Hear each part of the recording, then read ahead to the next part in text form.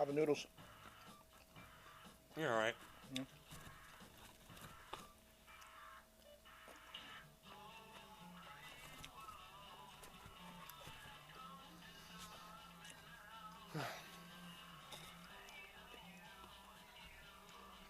So this is what it's like to be an Avenger, huh?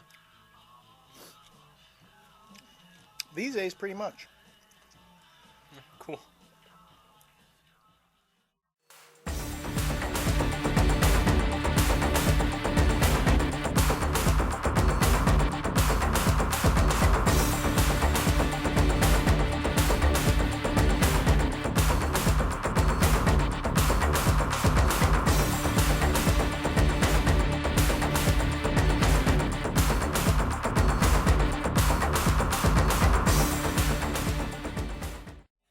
And hello, everyone. This is Elliott Serrano and Jose Melendez coming to you from Dreamland Comics in Schaumburg, Illinois. Thank you once again for joining us here on the Comic Culture Warrior YouTube channel. And as always, I'd like to follow up a little bit on some of the stuff that we talked about last week. This is going to be kind of we're going to make it a little lighter on reviews. We've been getting heavy into reviews lately. Not that we mind doing them. And I know we've been getting a lot of requests for us to do reviews. But when Jose and I first started this, we wanted to be more than just a review show. Mm-hmm. We wanted this to be like where we kind of really discuss the kind of stuff that people just, discuss in comic shops. I mean, you don't always just talk about comics. You can talk about other comic-related things and other topics. So don't get us wrong. We're going to do more reviews, and I have a list of all the requests that you guys have made out there. But we're just going to step back a little bit this week. And we do have a couple reviews, but next week, seriously, it's a good week for comics next week. So I think there's easily going to be like 6 or 7 reviews next week. Yeah. So we're going to kind of take it easy. A couple books, like I said, we'll get into, but for the most part. Well, the first thing, and we're not going to do so much a review, is just a little bit of a commentary on it and what we were trying to poke fun at with our intro today was Avengers number 51, which came out this past week, and New Avengers, I'm sorry, right hot on the heels of the near confrontation between the New Avengers, almost the New Avengers and the Dark Avengers. You'd think that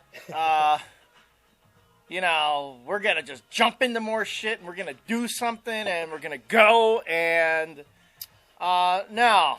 And I actually commented a little bit about this on the boards this past week.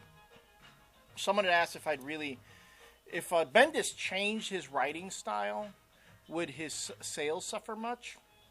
And at this point, no. So, in other words, if he became a good writer, would it change the sales? Well, okay. Well, see, I think Bendis is a good writer. Just he focuses too much on the on the talking head aspect on of the mundane of the lives mundane of stuff. Yeah, he gets into the characters, but again, it's a lot of. I mean, what was this issue about? We open on. It's about 22 pages. Yeah, 22 pages, right? We open on the Hood being confronted by Dormammu. Right? Oh, wow. Something's going to happen here. Ooh, what's going to happen next? Cut to Carol Danvers watching television. Crying! Oh! And then, let's just keep moving through this. And then, she talks to Clint Barton about his appearance on television just the last issue. And then, we're going to have a good confrontation here? No. Let's go to, one of the Young Avengers, Wiccan, right? Yeah. Walking down the street, something kind of happens there, and then he's confronted by, he sees Doctor Strange. And where do we go from there? Let's go sit down in a diner and talk some more. Let's have some coffee. I think the worst thing that ever could have happened was Quentin Tarantino's Pulp Fiction, where people were constantly in diners talking all the time. Mm-hmm. In diners or restaurants or whatever. Because here, it's Bendis pulling a Tarantino. And that goes from, 4, 5, 6, 7 pages. And then, what happens? And then the hood shows up. And you think, all right, yeah, now we're going to get into some shit here, yeah. No. No. Now let's go to the Avengers sitting around a table. But they're having a team meeting. A team meeting. With all the gravitas of student council. Pretty much. Jesus. Because they're eating Chinese food. And I love how Bucky Barnes just has like a coffee in front of him. You know. All right. So the meeting, this huge, awesome meeting that they're having, is all to determine who the leader's gonna be. So who wants to be team leader? Nobody wants to be team leader. No one wants to take any responsibility for anything. And especially Luke Cage, you know, when Clint Barton turns to him and says, well, you've been the team leader so far. And Cage's like, really? I have?